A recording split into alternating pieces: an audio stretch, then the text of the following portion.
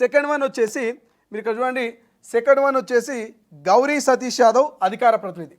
మీకు రెండో వ్యక్తి వచ్చేసి ఇక్కడ గౌరీ సతీష్ యాదవ్ అధికార ప్రతినిధి మీకు కనిపిస్తూ ఉండు. సో ఈ గౌరీ సతీష్ యాదవ్ కూడా దాదాపు 25 సంవత్సరాల నుంచి గౌరీ సతీష్ యాదవ్ పార్టీని నమ్ముకున్నాడు. గ్రామం నుంచి ఇవాళ స్టేట్ లెవెల్ వరకు ఒక కాంగ్రెస్ పార్టీ నాయకుడిగా మారినట్టే అది గౌరీ సతీష్ మరి పార్టీ మీద పెట్టుకున్నట్టు నమ్మకము, పార్టీ అతని మీద పెట్టుకున్నటువంటి నమ్మకం.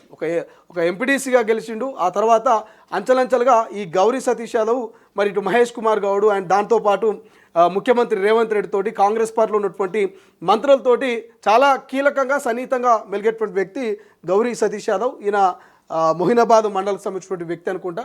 సో గౌరీ సతీష్ యాదవ్కు ఇటు గ్రాడ్యుయేట్స్ పట్టభద్రులతోటి, విద్యా సంస్థలకు సంబంధించినటువంటి అధినేతలతోటి, ఇటు విద్యార్థులతోటి చాలా సత్సంబంధాలు ఉన్నాయి. చాలా కాలం నుంచి కూడా ఆయన మరి ఈ యొక్క కీలక బాధ్యతలు వ్యవహరిస్తూ ఉన్నారు. ప్రధానంగా ఈ పట్టభద్రులతో కావచ్చు, యువతతో కావచ్చు, లేకపోతే ఎవరైతే ఈ టీచర్స్ ఉంటారో, లేకపోతే కొన్ని ప్రైవేటు స్కూల్స్ అండ్ కాలేజీలు ఉంటాయో వీళ్ళతోటి మంచి రిలేషన్ మెయింటైన్ చేస్తూ ఉన్నాడు గౌరీ సతీష్ యాదవ్. సో గౌరీ సతీష్ యాదవ్ కూడా ఆయన బీసీ సామాజిక వర్గం నుంచి ఎక్స్పెక్ట్ చేస్తున్నాడు, నాకు ఈసారి టికెట్ ఇస్తే ఒక బీసీ బిడ్డగా సో ఖచ్చితంగా మహబూబ్ నగర్, రంగారెడ్డి, హైదరాబాద్కి సంబంధించినటువంటి ఈ పట్టభద్రులు మరి నాకు చాలామంది పరిచయాలున్నాయి, నేను ఈసారి గెలిచి తీరుతాను, ఒక్కసారి అవకాశం ఇవ్వండి అంటూ 25 సంవత్సరాలుగా పార్టీ కోసం పనిచేస్తున్నట్టు కూడా గౌరీ సతీష్ యాదవ్ అయితే తన ఒపీనియన్ని, తన ప్రపోజల్ని పార్టీ ముందు పెట్టినట్టు తెలుస్తుంది. ఈయన ఒక ఆశావాహిగా చెప్పుకోవచ్చు.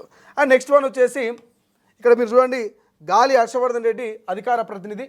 సో ఈయన కూడా పార్టీ కోసం కష్టపడుతున్నటువంటి వ్యక్తి.